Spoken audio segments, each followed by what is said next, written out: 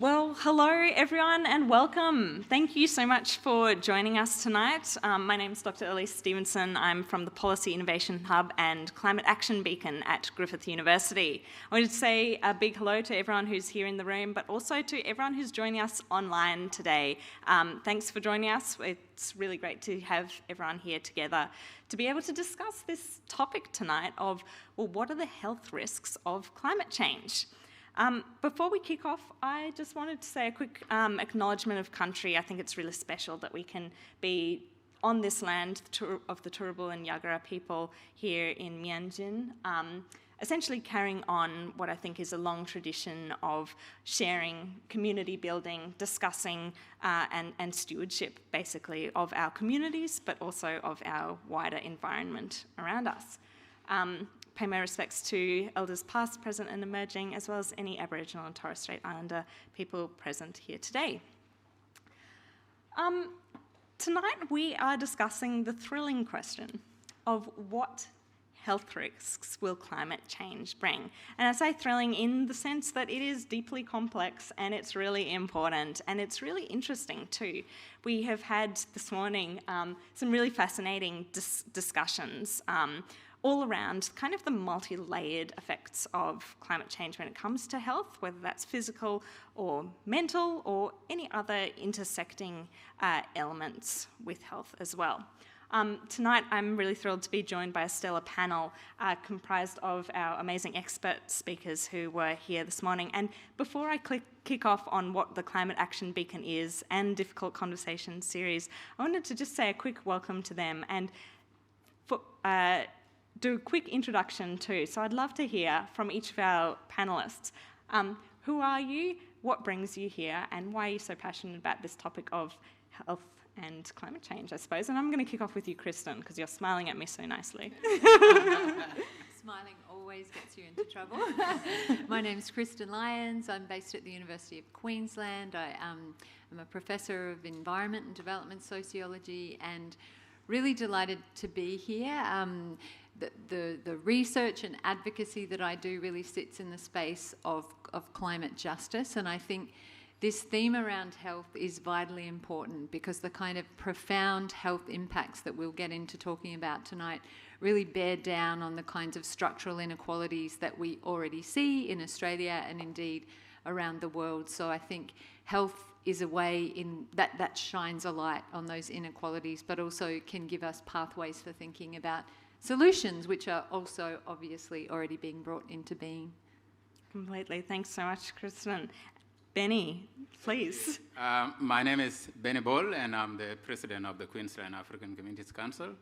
I also work for Youth of the Street as a manager for the past 8 years, so do a lot of work with disengaged youth in the criminal justice system. So I sit on the Youth Justice Strategy Advisory Group for the Queensland government.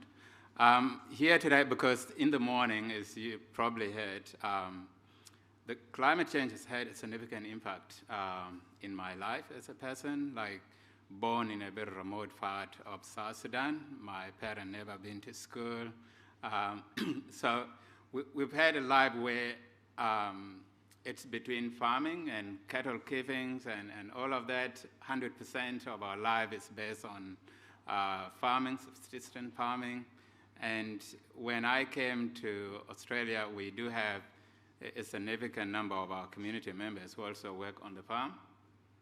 So whenever there's a disaster around farming, drought, and crops being destroyed, that's also affect the labor force, and that has significant impact in terms of mental health and everything. So both my upbringing back in Africa and also here has actually shaped my views and ideas around climate change, and also the importance of engaging the grassroots communities. So there need to be some forms of education around climate change so that community members don't actually see it as something to do with the government, international community, and national government, and that they are disempowered or they don't have anything to do about it. So we need to shift the views and thinking about people to know that, yes, everyone has got some form of responsibility and we can actually influence each other. Thanks so much. Yeah, absolutely, Benny. And this morning, for all of you who couldn't unfortunately be there, was just such a rich dialogue from all of these different perspectives. Esther, please. Hi, good evening, everyone. So my name is Esther Onyango, and I'm from Griffith University. I'm a researcher in climate change and health. Now, I come to this session from an interdisciplinary perspective. I have the benefit of having the experience of research from the lab to policy, but also in both a developed and developing context. So my keen interest particularly in understanding climate change and health impacts is basically what are those factors, whether they're systemic, cultural, behavioral, whatever, that makes some communities more vulnerable to others. But I've grown particularly interested in understanding more how we can engage these communities in developing solutions as well, and understanding that most of the time the solutions are created by those that are not impacted the most. So I'm really, those are the sort of the questions that I try to answer with my research, and hopefully what I'll bring to the table today as well. Thank you. Amazing. Thanks, Esther. And Shannon, finally. Thanks, and welcome everyone, and thanks for having me. My name's Shannon Rutherford. I'm in the School of Medicine and Dentistry at Griffith Uni, and I'm also a climate and health researcher through the Climate Action Beacon. My background is in environmental science, and I came to, understand that environment was such an important determinant of our human health. And that sort of has evolved into really looking at the impacts of climate change on health. My recent foray into climate and health has been in looking at heat, and heat is one of the big challenges for us as a community as our climate and our society warms up, and currently looking at a project trying to help older people adapt to the heat by using digital technologies to develop an early warning system for older populations. So I'm really excited to be here, and I'm interested to share with you and our panel some good discussion around climate and health. Absolutely. Thank you so much. I think the reason that we're all here today, and a large part of kind of the work that we're doing, is because of the Climate Action Beacon, which is a recently established kind of research and engagement platform of Griffith University dedicated to basically matching, I suppose, research expertise and what we're currently finding out and increasingly knowing about climate change and climate action with community education and awareness raising, as well as policy impact and change. So there's about 100 or so researchers across the university that are all committed to different aspects of climate action. And you'll notice we specifically use this language around climate action because we're going beyond climate change. We want to see tangible action coming out of this. And I think that's also a big focus of this week that we've had at COP2. So the Difficult Conversation series that you're now part of and that you're here to attend this week has been occurring over 5 days. We've been tackling all kinds of topics from, insurability, or are we kind of becoming more and more uninsurable as insurance costs rise due to climate change. We've covered things like the ethics of climate protest, which is very timely given some of the protests that we saw this week too. How do we actually get attention and stimulate change when maybe we're not getting listened to as part of the community? We're also looking at will there be climate ghost towns? And what is what's urban justice look like in the context of climate change? So lots of difficult topics, right, that require holistic understanding, different perspectives to be in the room, as well as kind of a pushing past what we know on a surface level, what we know from the science, to what are some of the social justice and other implications that come out of this. So the health, obviously, as part of that topic is really, really crucial. Now, this morning we got together a room of about 20 experts around climate change and health. And I use experts in a different term. We're talking about, yes, research and government experts, but also those who come from deep lived experience, who bring their insights and perspectives to join the dots between, if you're from LGBTIQ plus communities, youth communities, rural Australia, farming lands, so on and so forth. What does that mean when we look into the actual implications and ramifications of the health impacts of climate change? And it was an amazing discussion, and I'm very much so looking forward to sharing some of the things that we discussed this morning. But to start off, we wanted to kick off with a short video that myself and Professor Susan Harris-Rimmer, who's sitting over here, kindly monitoring our online questions and chats. So as we're going tonight, we want this to be a conversation, a dialogue. If you've got questions, we'd love you to contribute, and there's a mic up here for those of you in the room, and if you're online, you can type in your questions as we go. But Susan and I, earlier this year, we headed all around rural, remote Queensland, basically to understand, well, what's happening outside of the big cities? How are rural Queenslanders perceiving climate change, climate action, climate justice, and understanding some of the complexity behind it. So we're going to kick off with that video. We've kindly got Esther, who's going to give us a bit of a global framing, an Australian framing to this climate and health space.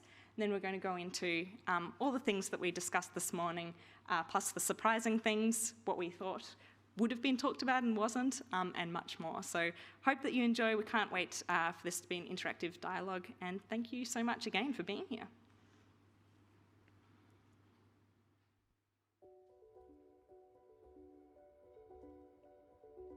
We're here in Mount Isa for a few days, and we're talking to locals about what they think about climate justice.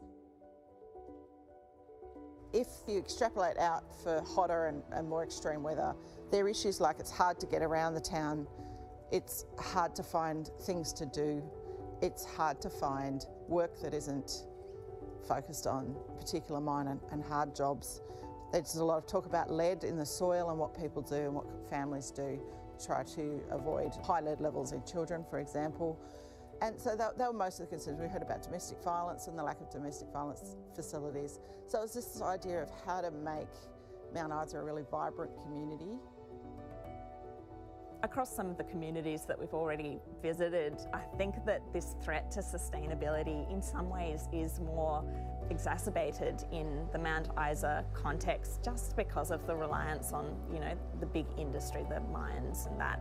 So I think that kind of going forwards, this is going to be the real important point for the town, being able to see the opportunities. And we heard this, there is actually a desire perhaps for a renewable energy industry in town. I mean, that's fantastic. When you've got communities that are already orientated and they're ready and they would like to take action, I think that that's kind of the best that we can hope for in terms of climate justice and seizing some of these opportunities around sustainability and a just sustainability at that.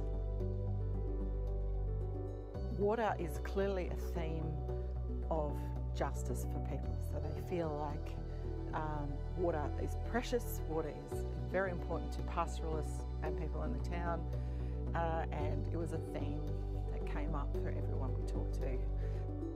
One of the things that has been a consistent theme throughout all of the communities that we've talked to has really been about this idea of sustainability, the idea that they do still want their town to be here in 50, 100 years. They are planning for a future, they want that future, they want to ensure that they don't lose people back out to the cities and that they can retain enough of a community, culture, opportunity and innovation right here in the regions so that they can continue to exist. And I think that that's a really important point. We know that there's buy-in from the community to still be out here, so we need to look at, well, how can we support them best so that they can still be out here.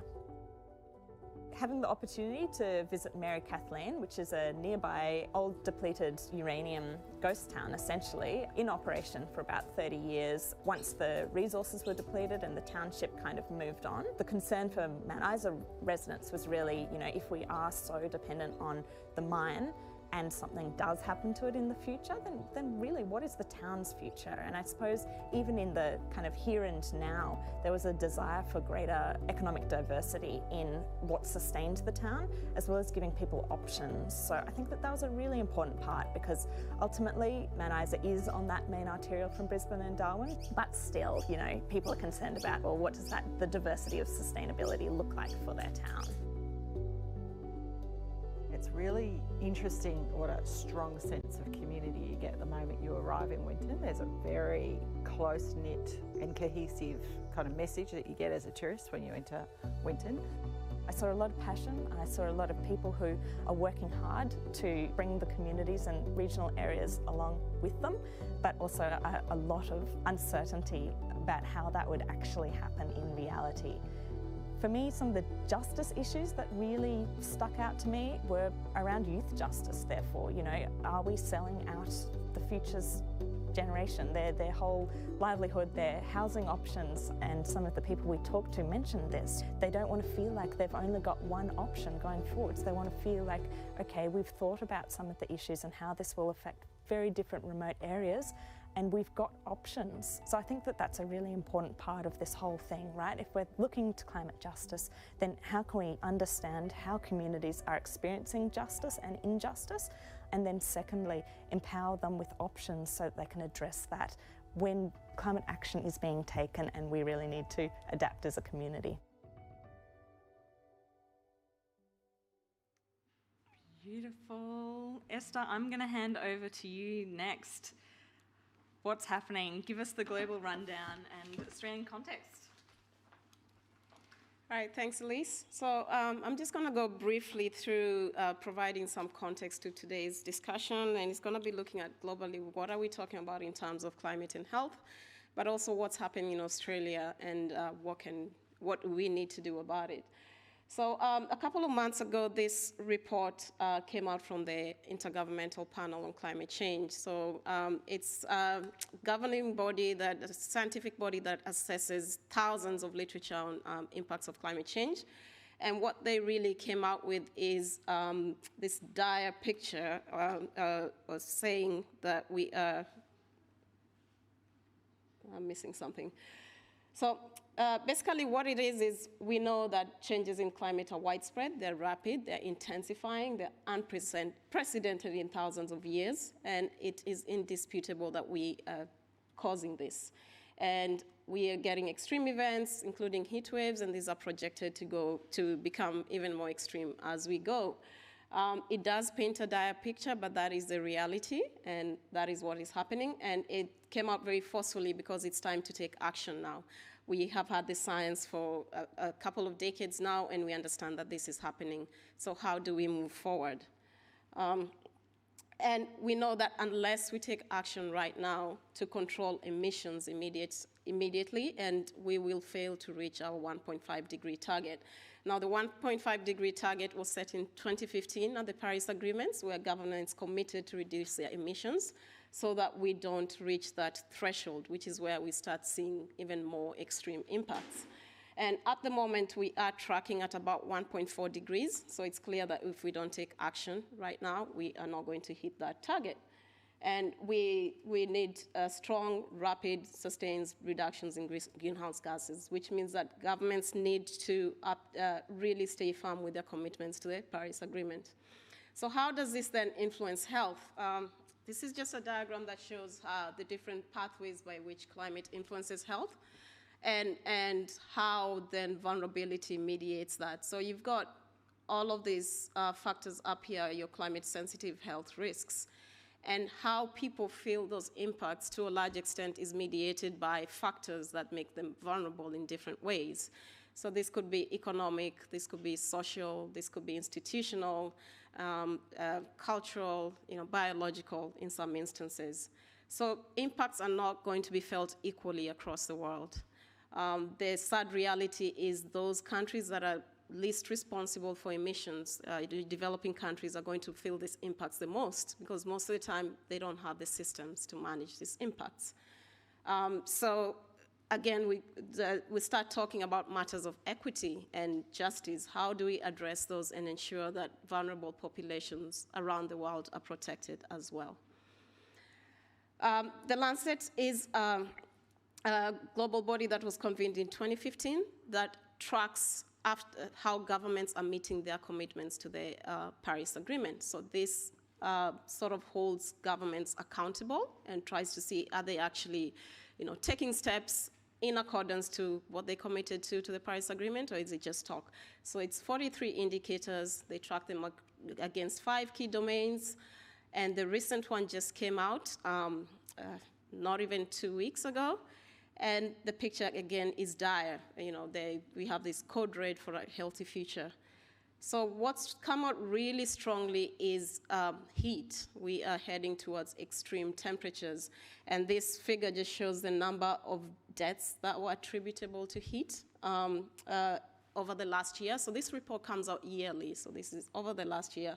But what's interesting here is populations with low and medium levels of Human Development Index had the biggest increase in heat vulnerability during the past 30 years. So again, just tracking back to those, what I said earlier about those countries with the least capacity to cope are the ones that are going to be feeling these impacts the most. But then again, those risks are further exacerbated by their vulnerabilities. They probably don't have access to cooling systems or the economic capacity to cope. So how then do we ensure that they are protected as well? And this just, again, shows the number of days where you had extremely high risk of wildfires. So if you have sustained heat, dry conditions, then you also have extreme wildfires. For example, like we saw in Australia at the beginning of last year, where you had an extended drought and high heat conditions that had a really perfect storm for extended wildfire season as well. So what we need to do is take action. And the next decade of indecision could actually be decisive to our health. And what does that action look like? So action can be in terms of mitigation, which is basically reducing our emissions, or adaptation, taking steps to protect people and to empower them to cope or strengthen our systems as well. And the Conference of Parties to the climate change is happening right now, and COP26 is particularly important because for the first time, health has been prioritized as a topic area. And in the lead up to the COP, there was a lot of advocacy around what actions we can take to protect health, mainly led by the World Health Organization and a few other organizations as well. And this report just came out just prior to the COP. But the whole point was to inform governments on the types of actions that they can take, concrete actions to protect health against climate change. And it was developed in consultation with 150 organizations, 400 experts. So it's not just scientists talking, but it's also the views of governments across the world, people who are impacted and how they feel, what are the actions that could be taken. So it sort of also lends itself to what we were talking about this morning, understanding from the points of view of those who are impacted, what are the issues and what are the solutions that they foresee. And they've also released a few campaigns for governments to advocate for at the COP, and just leading into basically understanding if we want to adapt, then how can we do that from a health perspective, energy transition, clean transport, nature, and finance. So this also helps governments negotiate or understand what actions that they can implement to protect health as well. So then we come into Australia. So what does this all mean for Australia against all that? Rising temperatures, health is a priority. What's happening in Australia? So according to the IPCC, we have warmed by around 1.4% degrees. So I said we are tracking at about 1.4. And most of that has been in the last century as well. Heat extremes, we have those, sea level rise, and a whole lot of other factors. So we are going to be feeling these impacts, particularly in terms of heat. So heat is a big thing for Australia as well. And this is a scorecard that looks at Australia's NDC, so their pledge to the Paris Agreement. And the rating that we have at the moment is it's highly insufficient across sectors. So we haven't pledged enough, and we are not doing enough. But more importantly, there's no reference to health at all in our nationally determined contributions. So we're not even thinking about health or talking about health, despite the science being out there and the understanding that we are being impacted. And despite all of the, the heat warnings and the deaths and illnesses we have from heat, we're not referencing health at all.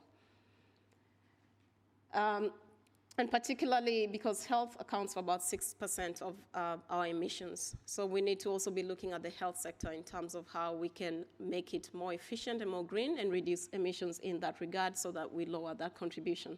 So when it comes to our health score, we are actually at 0 out of 15. Again, we're not talking about health, so we need to be talking more about that. I mean, there's been some movement in the last week or so. We have this Australia's long-term emissions reduction plan, which pledges to get to net zero by 2050. And it does have very ambitious language in there and very positive language and an action plan of how to get us there. But if you actually do unpack it, what it is ends up being business as usual. So there's not much that has changed. And there's not much in there that is going to get us to actually where we need to go, which is net zero. So there's been widespread calls for Australia to do better. And particularly so, again, our net zero plan does not acknowledge human health. Again, we are not talking about health and the need to do that. So I think this is probably a good place to leave it and a good place for a discussion point. At the moment, despite bodies like Climate and Health Alliance producing strategies for climate change, health, and well-being, we still have no national climate change adaptation plan. It still hasn't been adopted at a federal level. And we have seen that when governments want to act, from the lessons that we've learned from COVID, they can act to protect human health. So my first question, to the panel, if you may, is what can we learn from how we have addressed COVID? What lessons can we pull from there to actually, convince our government to act against climate change? And thank you.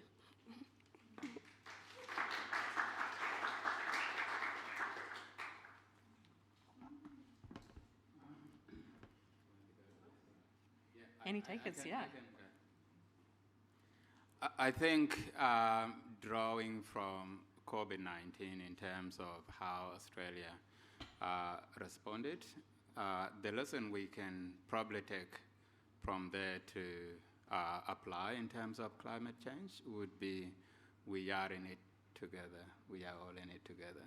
So I think that messaging was really important, and everybody felt like you have a duty, regardless of your position in the community, whether you hold any government position or not, or working or not working. So everyone actually felt that you have to contribute, you have to play your role in order to make a difference in terms of COVID-19. So we could use the same strategy to make sure that climate change affects everyone, and we really need to move away from a very divisive language, as if the Australian government actually respond or come up with a plan, then it's going to impact the rural communities, and then the urban cities would be okay. And I think that's the wrong concept. We need to change that, and we need to know that it's affecting all of us, and any responses really need to be driven collectively, knowing that whatever happens in the rural areas also affect the cities. Mm. Absolutely. Kristin, do you have anything to add to that? Yeah, I think it's a wonderful question, Esther. I think COVID has really been like a microscope, in exposing the inequalities that already, define Australian society or have come to shape Australian society. It's shown, the ways in which we treat certain communities as disposable, certain communities whose interests just do not ever come to the top of the tables, and we can see that in terms of particular kinds of work. Vulnerable workers who lost their jobs were on the front lines, were not protected. Obviously, profoundly First Nations communities across the continent, young people. I mean, the same kinds of precarity that we see through COVID is there's some similarities in terms of on being on the front lines of climate change. But of course, what we see in terms of a federal government response to COVID is let's just double down on a fossil fuel-led recovery. Let's sink more money into gas and mines and further drive the kind of inequality that is already, it's like it couldn't be ever more present, but yet, we're going to see it become so. So I think, the conversation that you're orienting us towards here is around what does it look like when we centre justice, when we centre climate justice, or when we centre justice in response to the global health pandemic. And it looks really different to what the federal government is dishing up. It looks really different to what they dished up at COP this week. But it looks like what communities are driving. It looks like, as you're saying, the kind of resilience, we're all in this together, the kind of community-led initiatives that are already taking flight in response to the climate crisis, in response to global health pandemics. That to me is the affirmation of where the future lies, and alternatively where it does not lie. Absolutely. Shannon or Esther? I know you have thoughts on this. Just wanted to add that I find it just really interesting how if something is seen to be important enough, then the money will be found to provide the transition that we need. So how do we make this issue important enough that we can't use the excuse that we have no money, that we can invest in taking the path the way we want it? So I think it's been a very interesting lesson about how we use our public money. And I also feel like we haven't, as a country, actually developed a community engagement strategy when it comes to climate change. So there has been no grassroots kind of engagement and education about climate change. So it just become a better political issue where we just see the politician debating in Parliament and just talking about different policy positions, and then sell it during that campaign for elections and everything. But there's no community engagement strategy so that everybody understand whose responsibility is it and who should actually come up with a solution in a way that it's not becoming a national government problem alone. So, and also if all the citizens actually understand that they can play a role, they would put more pressure on the political leaders, and they can actually take action based on the pressure from the grassroots, the voters, and all of that.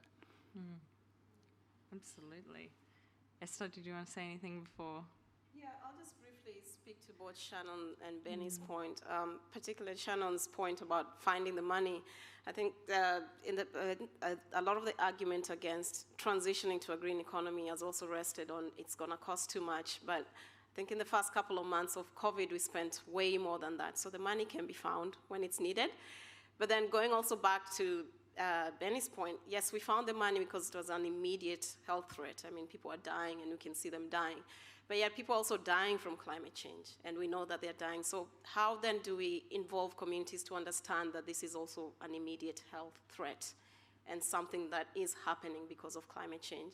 So maybe it goes back to how do we address that, or how do we engage people in that way so they understand that? And I really like this topic of health as being the catalyst for a lot of this change, because it's something that everyone, literally everyone, can immediately relate to. And I think, as someone mentioned this morning, we're all a little bit expert in our own health, right? So there's this kind of intrinsic and very much so interlinked drive to seeing the right solutions. And I think there's something powerful about that. I mean, we know from the data that, rates of cardiovascular disease, respiratory illness, there's issues with food supply, water supply, mental health.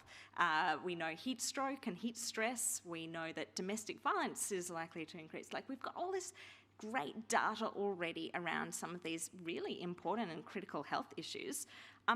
For me, this is where I want to introduce. So for all of our audience, both here in the room and online, you'll notice I've put up on the screen Mentimeter, so www.menti.com, and you can see there's a code over on the top right there, 11922706.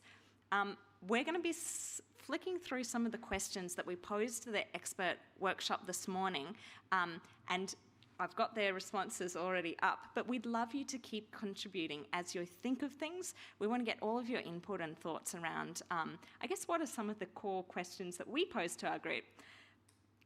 So you can see that just up the top there if you need it.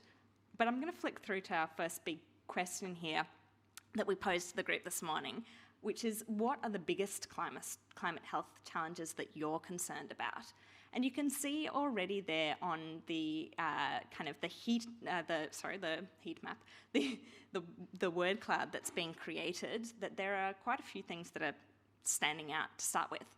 To our panel, what were some of the big things that came up for you, and were there any surprising inclusions or omissions from these big concerns we had?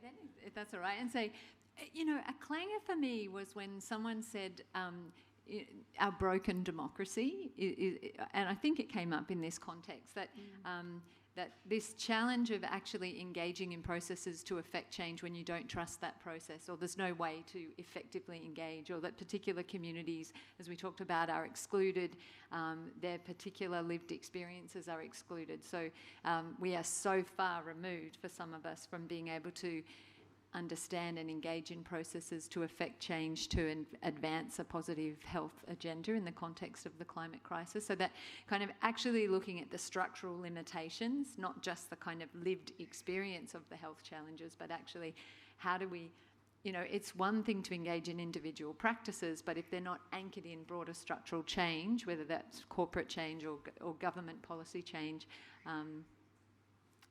you know, we can't just rely on individual consumers, because that's not what it's about. We had these wonderful discussions about collective citizen action.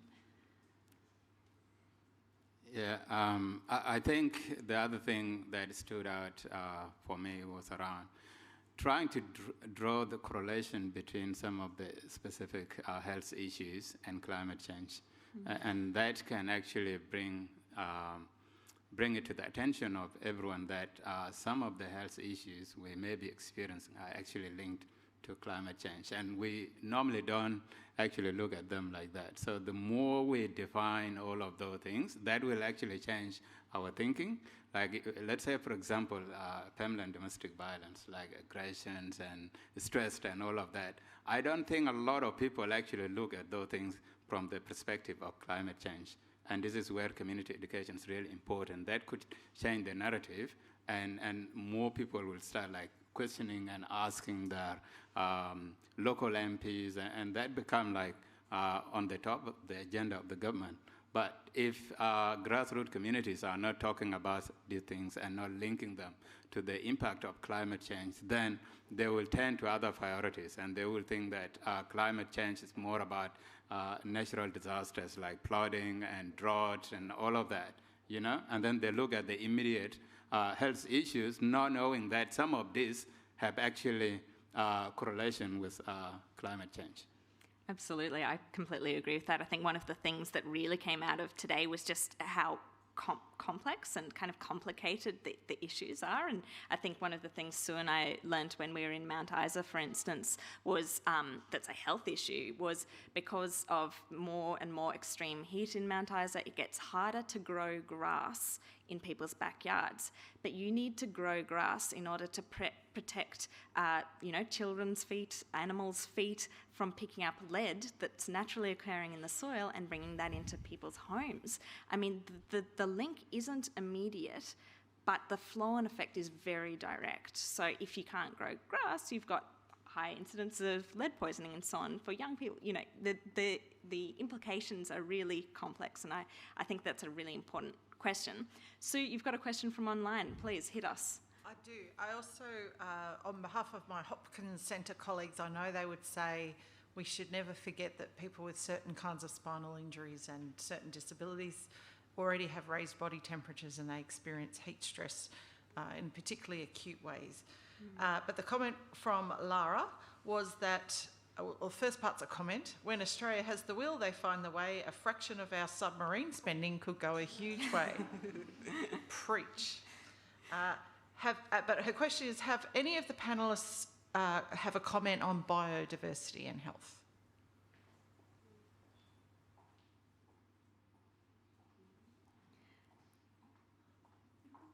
Don't all compete. Yeah, go for it, Shannon. I would just make a general comment about how connection to nature and in all its forms, and obviously the more diverse that nature is, I think the richer experience it is part of this sustainability discussion, and certainly climate is a part of that discussion.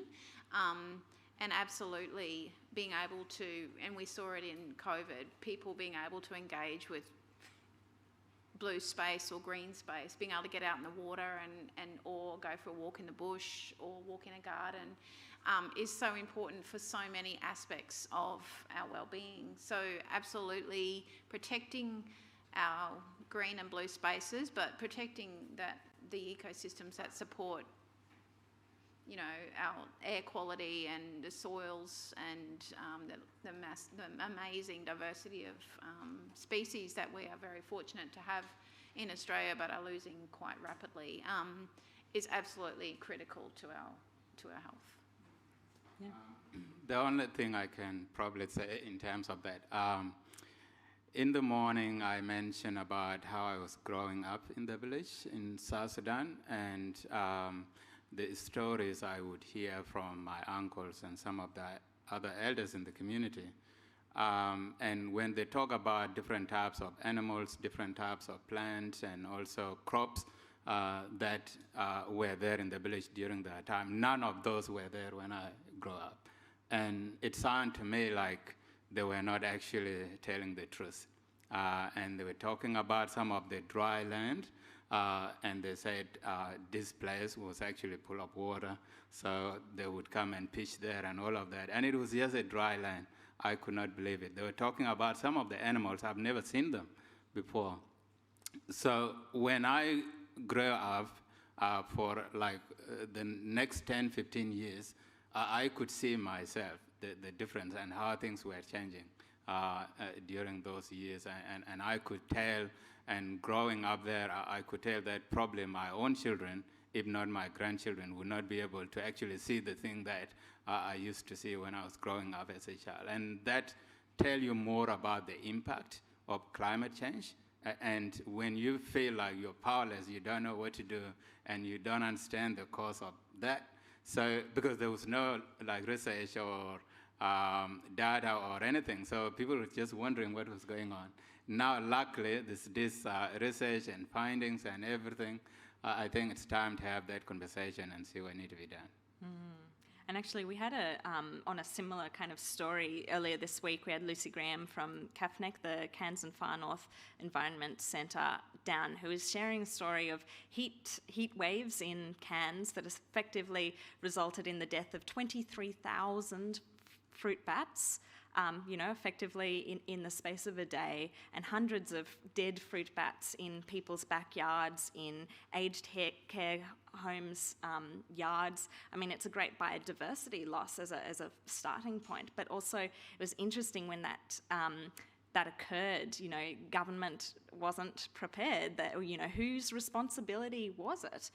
So it ended up that Queensland Health ended up stepping in, whether rightly or wrongly to that scenario. The fact was that there was kind of this underpreparedness to do with biodiversity loss, but also to the kind of, complex effects of heat waves. And also, one of the points that came up earlier, and it's on here too, is kind of underprepared workforces. And I'm really interested in the panel's or even the audience's perspectives on this too.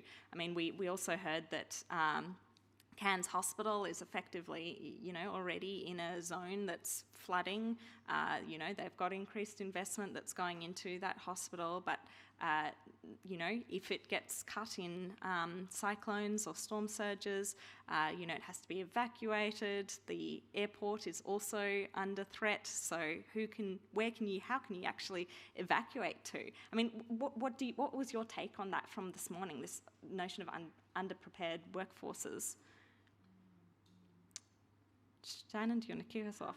I was fortunate to go to a presentation a few weeks ago by a GP, primary health care, and working in the Northern Territory. And one of the issues that they did some surveys of health professionals, and as we can all imagine that just in attracting health workforce to rural remote areas is hard enough at the best of times, but interestingly, climate is now part of the decision making of workforces.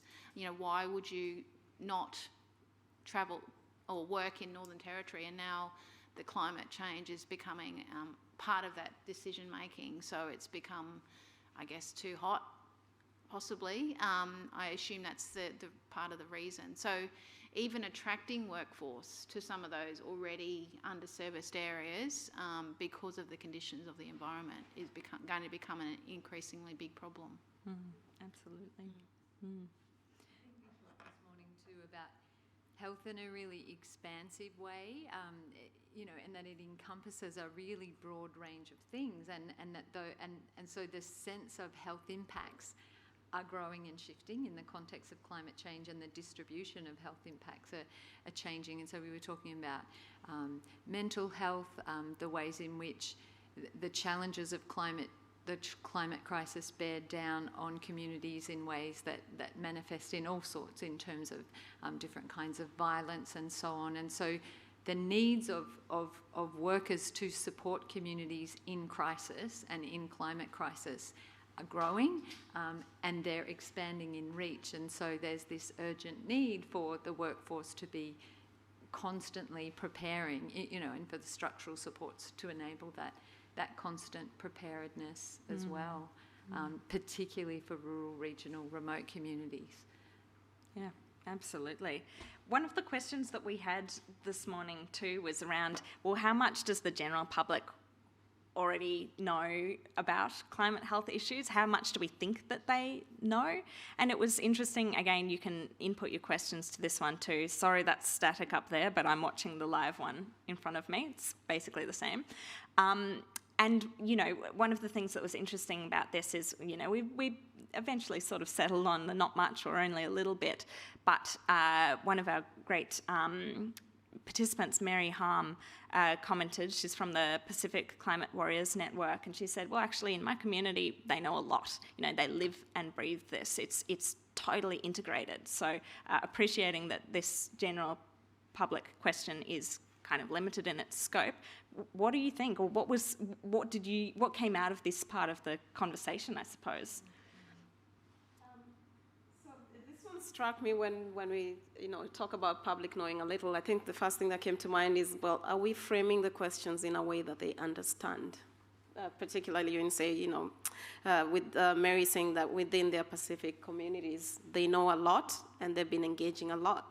So maybe sometimes that falls on us. If we're framing, if you have the lived experience and you know that this is happening, but you don't have the terminology or the scientific, experience to frame it as climate change, then is that a lack of knowledge, or it's just a lack of the correct scientific terminology? So I mean, these are questions that go around my head, and then go back to how then do we engage communities better, and how do we pull in that lived experience that they have of climate change as well. Absolutely. Sue, hit us with another question. Sure thing. And the folk in the audience, feel free to leap up and absolutely answer the question, but you're not allowed to touch the microphone, and not at all, and no licking. Okay.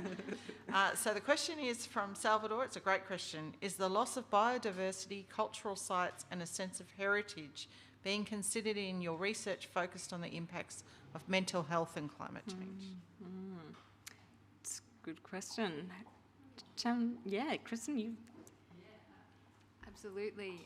I'm really grateful, Salvador, for bringing that into the room in terms of the profound ways in which we can see really clearly already that the climate crisis is, and driven in particular in Australia by particular policy and corporate agendas to drive ongoing extractivism, which is absolutely at odds with defence of the rights of First Nations peoples across Australia, and of course including the Torres Strait, which we heard the particular challenges that a group of 8 from the Torres Strait have taken to the United Nations currently, and testing the efficacy of international law to actually call out exactly these human rights abuses that Salvador's pointing to here, in terms of the destruction of sites of cultural significance that is directly tied to climatic change, the destruction of places that matter, of course, is profoundly connected to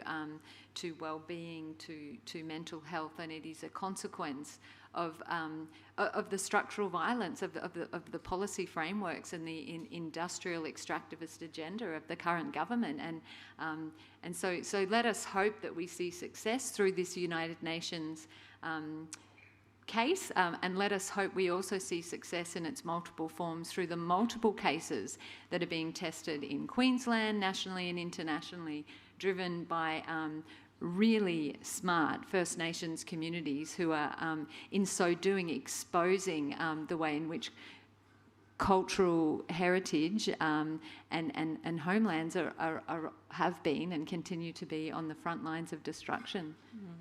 Absolutely. Yeah. I think that's come down also to I agree with you 100%. I think we need to empower the communities. We need to equip them with the knowledge and the resources, and to know that they can defend their livelihoods and their heritage sites and all of that, because this is where engagement of corporate, like multinational corporation, is really important as well, because some of them tend to be like profit-seeking and sometimes forgetting their social and moral obligations in terms of the impact of some of the economic activities and all of that. I think it's important that grassroots communities are empowered so they don't remain vulnerable to some of those activities. We had a great perspective this morning also from one of our participants who works with LGBTIQ+ youth, and basically how for them they found it that they were always mentoring young people and, you know, trying to give hope, I suppose, to people who were already perhaps not recognised by law in Australia because of their gender identity or you know, their sexuality. On top of that, try to give them hope in a kind of a government and societal positioning around climate action that is just so far behind, and how I guess there's these multiple layers of mental health and kind of existential threats. And certainly Sue and I, when we were doing the deep listening tour and we were talking to some young people up in the Townsville region, they'd taken upon it themselves to start a peer support network for existential kind of threat to themselves through climate change. And I thought, well, that's fantastic that they're doing that, but also how devastating that it's at this point where really, really young people are just so concerned and are seeing the mental health impacts firsthand, that this is what they've been pushed to do, I suppose. So it's a really, a complex issue. We also tackled, or kind of with thinking about this question, I guess, then who are you worried about being most affected by climate health issues? And I have to caveat that, you know, we couldn't fit every possible, you know, demographic category or grouping here. But we were thinking about young people, older people, First Nations, rural and urban communities, low socioeconomic status kind of communities, as well as just a general kind of population. And it was interesting. What were your takeaways from this? Were you surprised by the results of who people were most concerned about? Benny, what do you think? Not really, to be honest, because everything that we do in terms of legacy and the quality of life, so we look forward to the future, you know, and it is important that we do everything possible for the generations to come to enjoy the same quality of life that we do, the current generation actually enjoy. And I think you can tell that this is a big concern in terms of the young people in the future, how their life will be, and if you see the change that happen and take place within a very short period of time and project that to like 100 years time or 200 or 500 years, then you would be very concerned about your grandchildren and great-grandchildren, and that's something everybody should be worried about. Absolutely. Shannon? I guess I'm reflecting from a personal perspective as a parent, and thinking that I don't think it's even going to be that long. I think my children will grow up to, if we don't act, to actually have to deal with even harder problems than we already are. And I just think that's a huge burden for them to have to bear. So that does distress me as a parent a little bit. So how do we, I guess, encourage them to also have a voice and empower them to stand up and actually start to ask questions more. So I guess that's more of a mental health and anxiety and a burden issue for the future. Yeah, absolutely. Yeah. Quickly, also to add to that, I think when we think about the impact of climate change on young people, we should also encourage them to aspire for leadership positions, to the position of power, so that they can take charge and control of the future and decision-making processes. So, and I can see that sometimes there's disengagement of young people from politics and all of that, because it's seen as something very negative and everything. But the reality is that the more they become disengaged from the political center and what's going on in politics, then we're going to isolate them from the position of power. And it is important that young people are encouraged actually to engage in politics. And when we talk about these things, then they are actually at the center of decision-making process. Speaking of young people, we have our very own live young person in the audience. Josh, give us your thoughts. Yeah, I very conveniently woke up from my slumber over there to hear all this stuff about young people, and it was it reminded me, because people, my friends, my young friends, we don't really know a lot about this issue. It's an important issue. I've always known, climate change, it's changing the world, it's making stuff hotter, but I don't really, that's about it. I know it's a bad thing, but I don't really understand it. And it's partly being helped by, I'm here. I'm hearing about it from actual specialists, people who are smart, which is useful. But it's scary, like you guys are talking about. I didn't know about this, and it's going to be happening. It's going to be evolving and getting more progressive as time goes on. So when I get into the prime of my life, it's going to be affecting me a lot more. I'm going to have to live in this world, and that's crazy. And I was just wondering, well, have you been thinking about the effects of on young people, because we don't know a lot. I've just been learning about history in class, and we haven't been learning about the modern history. In science, we've been learning about earthquakes and all this crazy stuff that sounds terrifying. The tsunamis, it crashes through cities. And it's like, imagine if that got worse. And it is getting worse, and that's crazy. I was just wondering what you guys had to think about that for young people out there. Excellent question. Thanks so much, Josh. Don't leave the microphone, Josh. I'm going to ask you a question. Is that all right? I'm just diving in there. I spend a lot of time with young people because I teach young people at the university, and so hold a space where we talk a lot about the concerns for the future.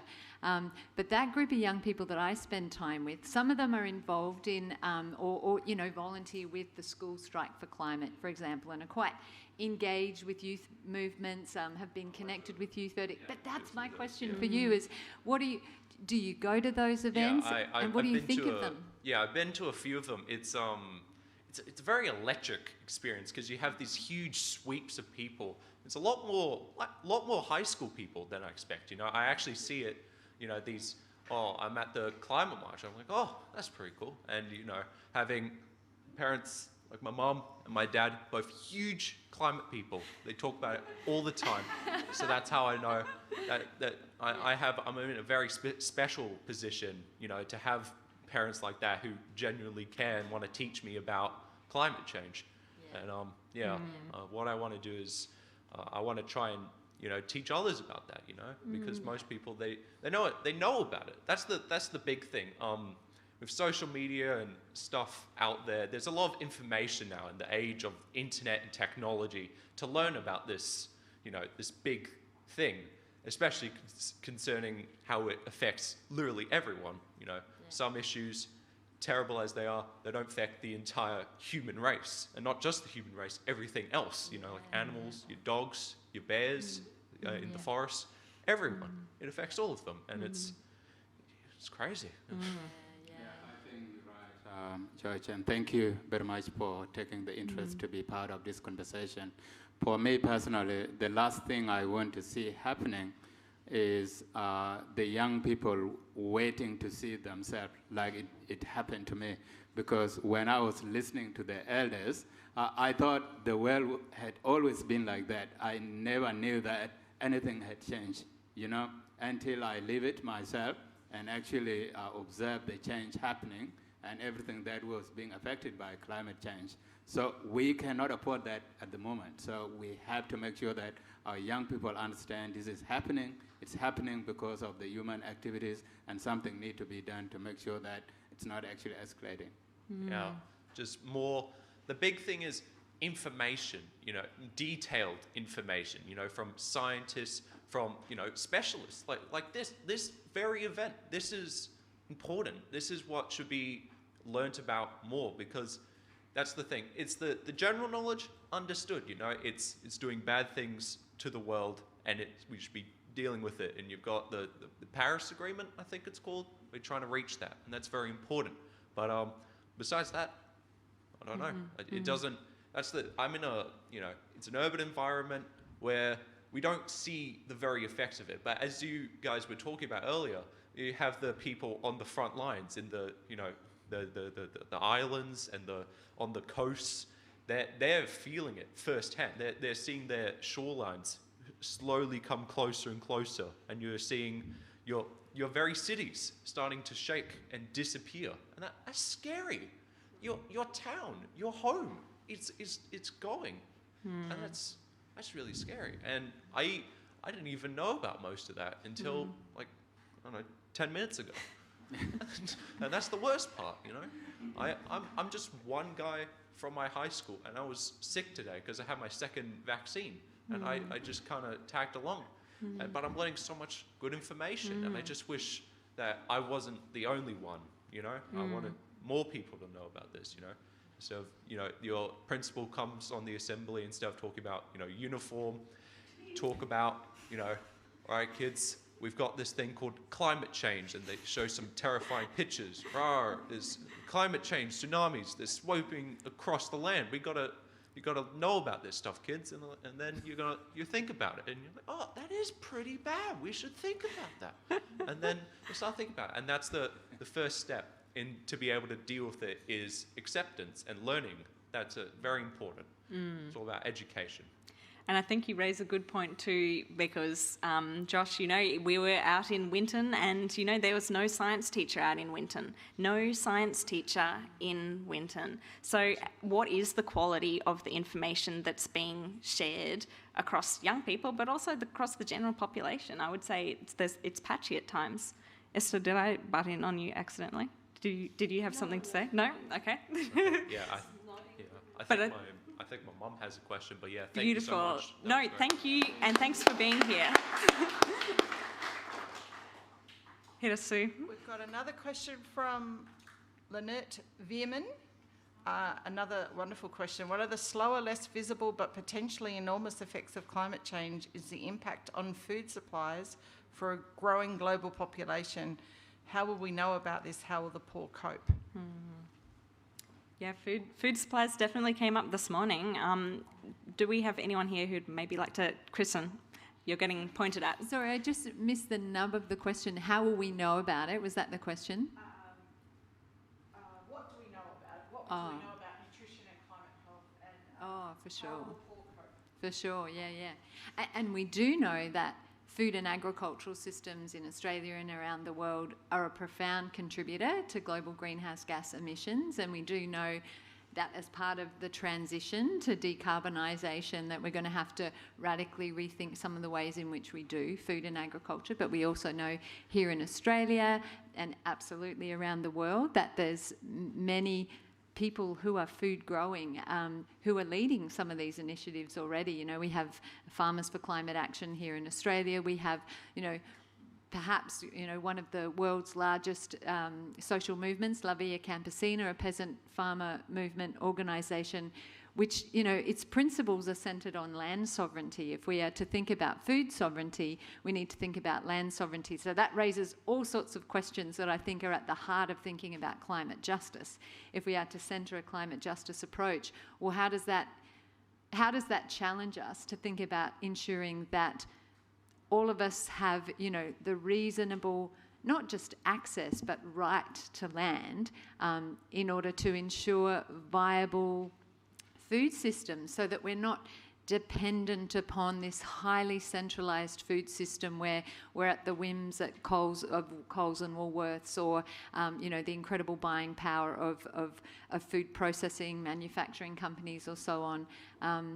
I don't know about you or me, but look, that's great if Coles wants to make their claims about going carbon neutral by blah, blah, blah, whatever they're committing to, which I keep seeing the ads when we watch MasterChef. But, this is not going to be a Coles-led revolution. This is the understatement of the night. This is a revolution that's being led by, farming organisations around the world. I mean, I'd love to hear from you, Benny, particularly about the experience you were speaking this morning about South Sudan and Uganda, that the phenomenal work that's already going on in this space.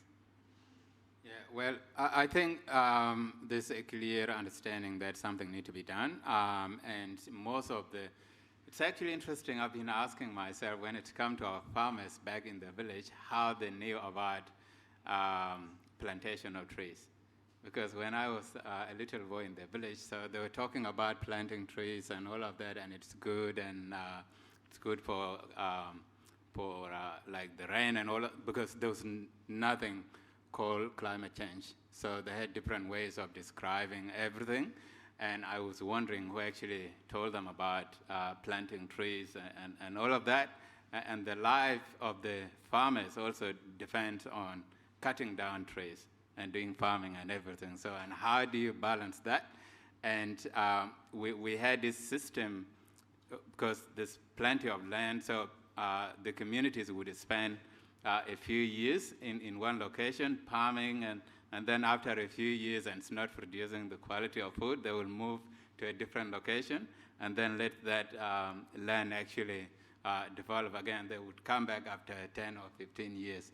So I think there's a lot of work already there in some part of the developing countries, but it's just that people don't, they probably don't measure the effectiveness of their responses, which is another question. So you really don't understand who is responsible for what and who should be doing what, and how would all of that collective response has significant outcome in terms of climate change.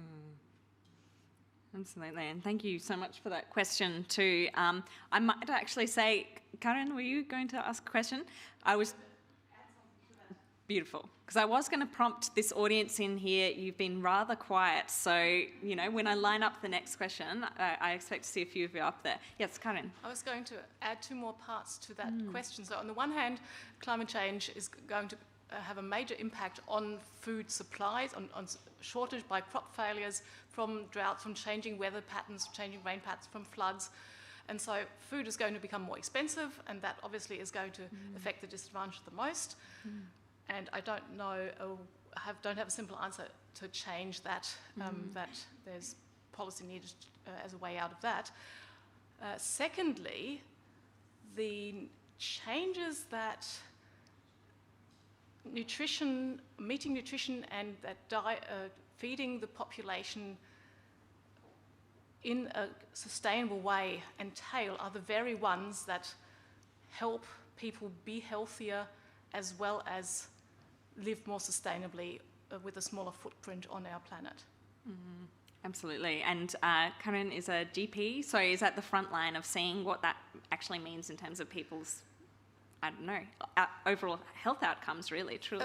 There are many areas where there are co-benefits in living more sustainably with living more healthily, so active transport as well as having a more plant-based diet, not overeating, not eating processed foods, but nutrition-dense food.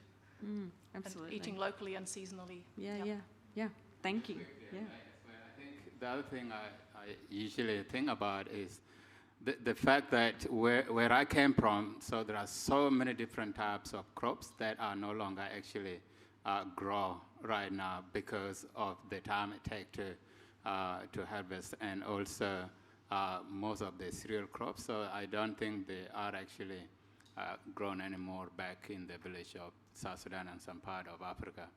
And that's having significant impact on some of those communities because there's no any other way around because they rely on the rain because there's no like irrigation system or anything like that. So if there's no rain, they had to change and see what else need to be grown rather than those cereal crops that will take like 4 to 5 months. Absolutely.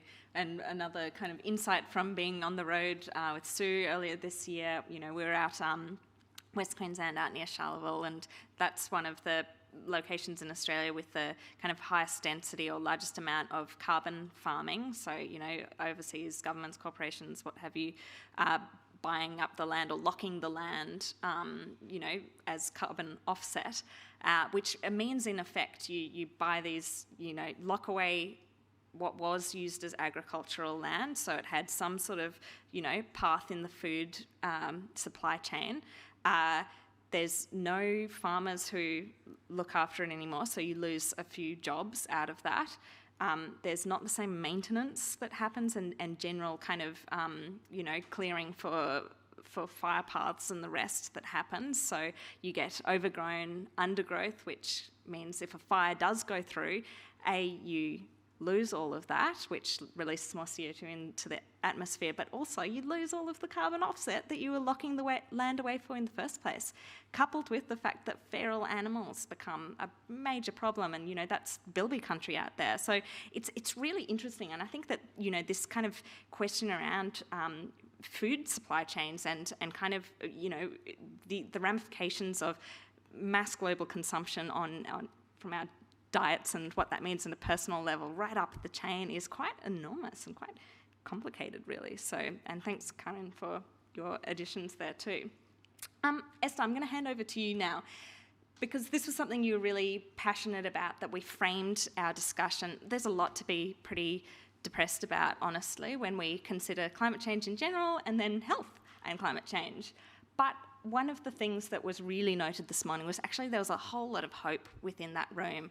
A, of people being able to be connected and share their stories, but B, what else can we be? We've got to drive this vehicle forwards, right? So what are the biggest climate health opportunities or solutions you're excited about? And Esther, walk us through some of the ideas that resonated with you or ideas you had, perhaps. I think what really stood out for me this morning, again, there was quite an emphasis on communication. We had this whole discussion about communicating, but also involving communities as part of the process, and also how to harness in indigenous knowledge or that lived experience. And I was quite excited to hear that because personally, like I've said throughout, there's a wealth of knowledge there that we're not tapping into that is outside of the scientific realm or is not cited as scientific literature. So, for example, with the Intergovernmental Panel on Climate Change process, we do assess scientific literature, but you can only include in the report something that has been published and is out there. So that means that there is a large collection of lived experience or other issues that we are missing because it is not framed in a way that the scientists accept as information.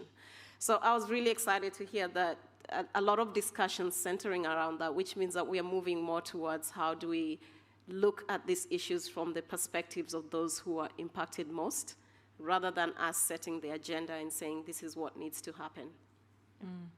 Absolutely. Any other thoughts from the panel around this one, the key opportunities and solutions? And while you're thinking on that, any questions from the audience, feel free to jump up. I might just jump in to follow up from Esther to say that one of the conversations that really struck me was led by Mary Harm from the Pacific Climate Warriors, who spoke about, in terms of sharing lived experience and the power of lived experience, she talked about the deliberate strategy of storytelling for Pacific climate activists as a way of supporting broader communities to actually understand the lived experience of what it means to not only be on the front line of climate change that's going on, but on the front line of climate action. So she really flipped this idea from passive victim, to actually on the front line of resistance and effective change agent, and the vital role of storytelling as enabling people. And so she told this wonderful, Mary, if you're listening, I hope this is okay to repeat, but this wonderful story of how difficult it was to actually get permission to have an event in Rockhampton.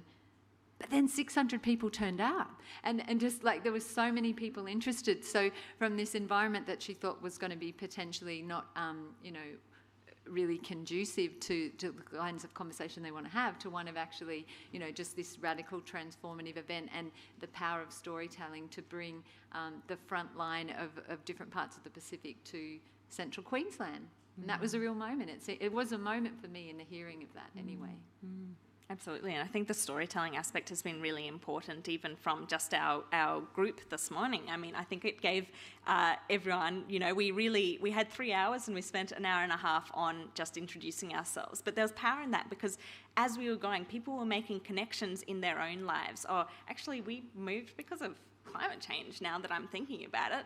And even Benny, you said you weren't sure what you'd get out of this session, and really why you wanted to be here, but just the value of hearing people's stories and that connection. I think it's just phenomenally transformative, and one of the maybe the pathways forwards we have when we think about influencing government or other. Yeah. Felicity, question? Yes. So if we were to all leave here today and take one action as individuals, what would you guys all hope that we actually did to help with climate health? Excellent question. I think that's a very important question.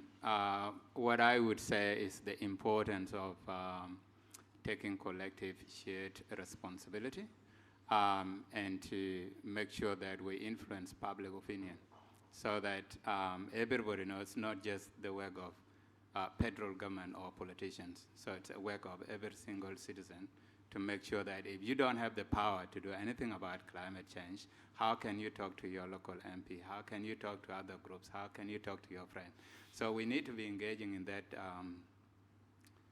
I would say, relationship building and trust building, because climate change is becoming such a divisive thing, and we really need to move away from there and create an environment where we can have a very healthy and very open, very honest conversation as families, as communities, and as a society, and think about what needs to be done collectively, because it's about us. So it's not about them and us. So it's about us as human, and we need to come with a solution that's fair, and it's not going to have any significant impact, negative impact on one part of the society. Love that shared responsibility. Kristin, you're good? Great. Beautiful. No, but also I really love your question, because you said one individual action, and I'm just annoying and play with words, but it's to not think of yourself as an individual. So you said it really beautifully there, but actually to think of ourselves as connected to collectivities. But also my kind of not well expressed comment about the not getting on the Coles Revolution bus is to not see ourselves as only consumers, which I think is really problematic as well, and not see that what we do is tied to markets. We were talking about that earlier today, that we're actually connected to the more than human and those biodiverse systems that a couple of people have asked about, and how might we orient our values so that we're always thinking like that. And that's the starting point, the beautiful collectives that Benny's talking about, those collectives, including the more than human, not just other humans, as wonderful as the human species is, or some of them. Just briefly to tack on to the individual or collective, my one take on point would be, tell someone else, give them that information. I mean, you talked about at high schools, you have no idea. So with the knowledge you've learned here, tell someone else, this is the type of action we can do and grow that into a collective. And I would add to that, tell someone else outside of your value system, because we can all be in our bubbles and think that everyone thinks like we do. But if we don't tell someone else who may challenge, and it might be a very difficult conversation to tell someone else that every time you get a disposable mask and throw it away, that's oil that's been used for the plastic manufacturing, which generates greenhouse gases. So make that connection to every single thing we consume has a consequence to the natural world. So, but it's difficult to change people's perspective of things that they take for granted that they feel like they have a right to. And to think about as an immediate priority as well, because most of the people, they think that it's not one of the priorities affecting us at the moment. So I think we need everyone to know that climate change is actually here. It's happening. It's one of the priorities. So, and when we talk about issues and health issues, we need to also draw the correlation there and to know that it's also part of the priorities, part of the problems that are affecting us right now. And I like that, again, the centering of, people, if we take the premise that humans are inherently greedy, I mean, make them care about their health, because if they can care about themselves, then we've got a half a fighting chance of getting climate action underway as we want it. Josh and Carolyn, I would love to hit your questions. Yeah, go for it.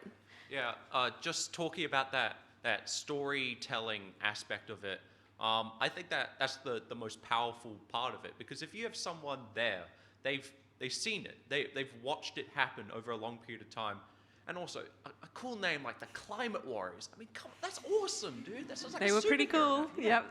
You hear that, and especially for, as I was talking about before, there's not a lot of first-hand experiences. In school you have your secondary sources, you have your primary sources. There's not a lot of primary sources that we're getting, and you need more of those to actually understand the ramifications. And doing it in a storytelling based way. I love stories myself, superhero ones, and these grand duels of heroes fighting villains with nefarious deeds to try and take over the planet. Well, our villain is, not a person in a historic costume. It's a thing. It's a climate change. The whole world is changing because of our actions. And to steal a line from the Beatles, we've got to come together if we're going to deal with this. You are nailing all the references. Amazing. And can I suggest that perhaps you get into creating comic books perhaps around climate change? I think that'd be pretty cool. But yeah, the creating stories, they allow us to look into things that, put our boots into it, to really feel, to be the brave superhero that stands up and fights for what's right. And this is one of those situations, to come together, form a team, maybe not the Avengers because we're not that A-list, maybe the Defenders, that's a one. We might need to get someone on that, but yeah. Love it. Come together, work together. That's awesome. I love that solution, and I'm so glad. Thank you so much for sharing that, Josh. That definitely deserves another clap. Yep. Carolyn, sorry, you have to go after Josh. No, you're great. Oh my God, such a hard act to follow. I'm not going to lick it, Sue, I promise. But look, seriously, I've really enjoyed the last 4 days, and I think the segue from the storytelling piece to the lived experience has been quite prominent for me. Also thinking about the knowledge, the education piece is so important as well, and I know that I've learned a lot, and so has my daughter, I'm hoping. But also I think what stood out for me over the last few days has been the role of activism. The human rights message as well has been quite strong. And I'm hopeful. I'm being hopeful, and I'm thinking about our resilience, and that word has been used quite a bit. And I'm already thinking about recovery from what's happened to our planet now, what's happened to the people in our world now. What do you see as our pathway forward around recovery and around hope and around this adaptive capacity for resilience? Love that. Great question. Who wants to kick us off there? As a by the way, I like just a few, maybe in the last year or two only, really, in the circles that I've worked in international affairs, there's been this shift in language from sustainability to regeneration, and I totally love that and can get on board with that. So, yeah. Benny. Well, I think talking internationally or globally, as I mentioned in the morning, some of the issues here, like climate change, we're talking about, we need to think beyond our borders. You know, we need to think beyond Australia or Pacific and all of that, and look at them from a global point of view if we really need to make a difference. And what COVID has taught us as a society is that sometimes when things are tough, we tend to look inwards and forget about everyone else. So, and that can have significant impact. We've seen that with COVID-19. Everyone was just like looking after their own countries and everything, and we've seen the impact of that on the poor countries.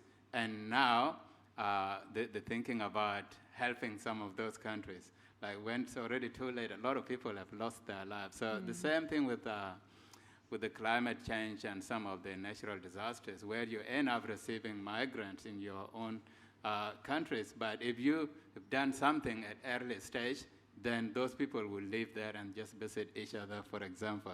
But we cannot afford that, where we have to move from place to place.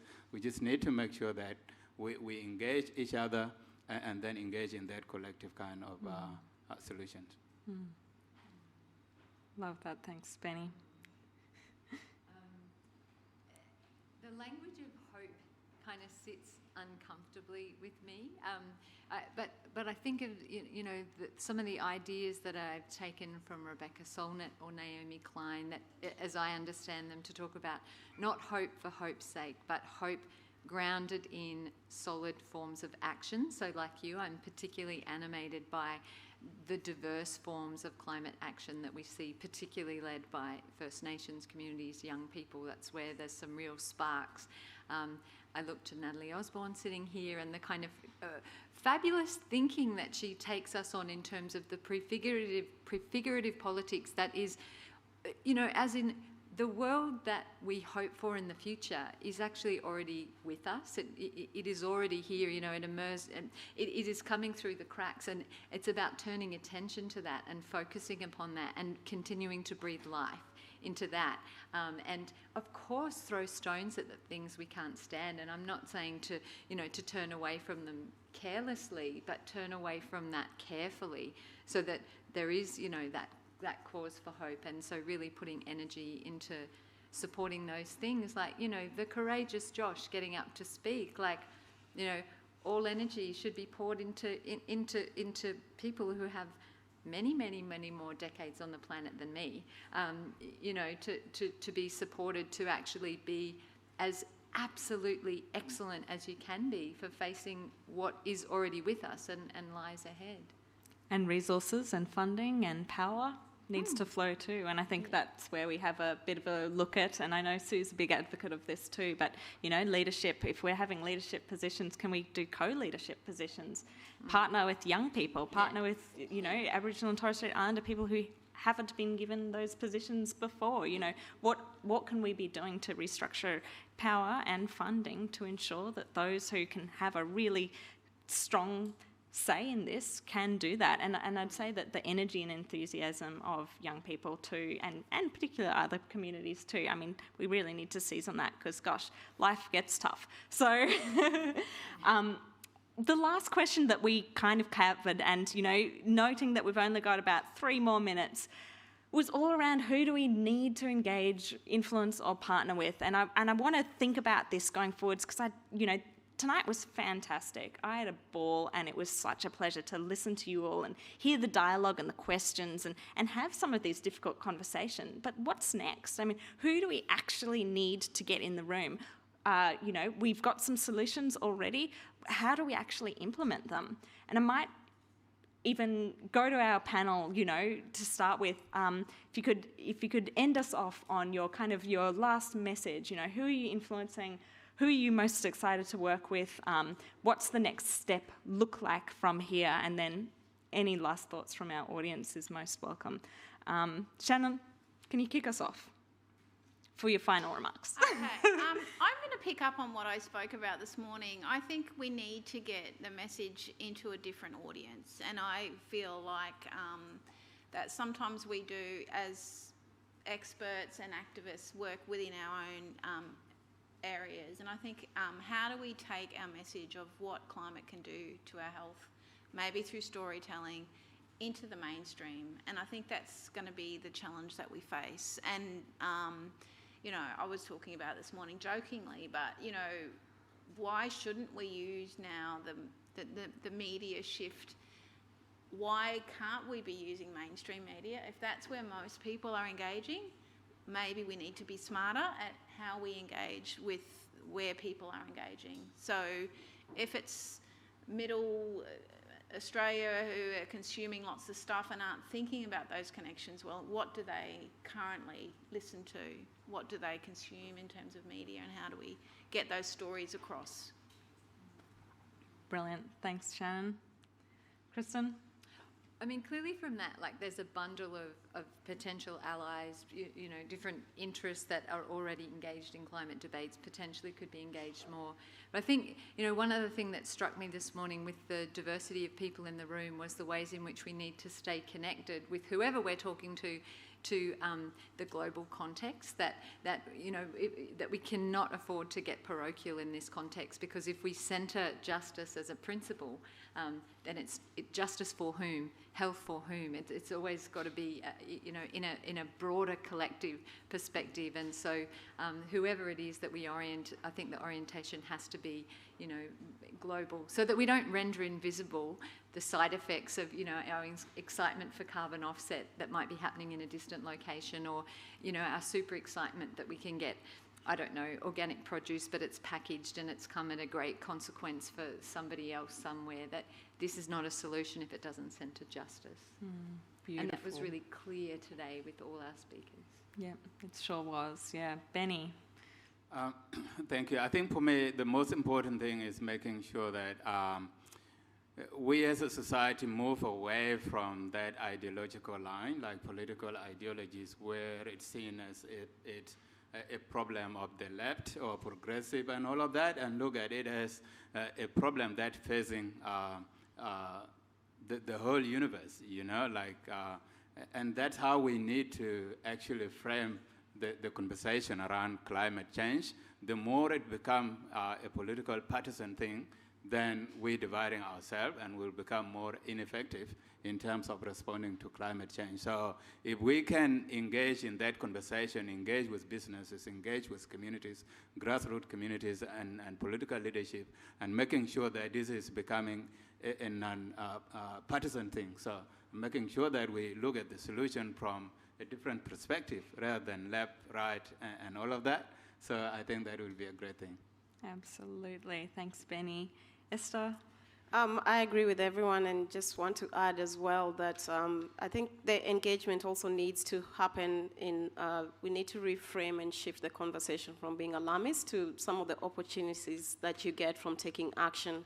So whether it's for vulnerable groups, it's some of the, you know, benefits that you get from actually taking action to protect yourself. Industries, the health co-benefits, you know, if it comes to your banks or people who have money vested, or some of the, you know, the investments you can get from shifting to green energy. So framing it in a way that, you know, I mean, we're all human at the very end, and, you know, what's in this for me type could possibly, you know, engineer better action as well. Yeah. Well, I don't know about you guys, but that was just such a phenomenal session, and just so wonderful to hear the brilliant expertise and experience from here in this panel, as well as from this room, and the prompting questions and thoughts and considerations. I certainly hope that Josh starts an amazing climate warrior or defender comic book, and maybe we'll follow up with him. But for all of you, thank you so much for your time, your energy, your enthusiasm. This is the start of the conversation, not the end. As I said this morning, probably in this room are a whole pile of networks that could really help to drive this movement forward. So we would like to encourage you to stay for some nibbles and soft drinks on the river deck. So we would love for you to stay. The food's amazing. So once we wrap up here, we'll just walk all the way around, just out this door and straight through the library there, and it's just on the river deck overlooking the river. And I think we'll have some envoys who will shepherd the way, perhaps Natalie and Jack and Natasha. But that's all from me. Thank you so much to our wonderful panel, to our audience, to our virtual audience, and everyone else. Thanks so much for being part, and we look forward to continuing the conversation.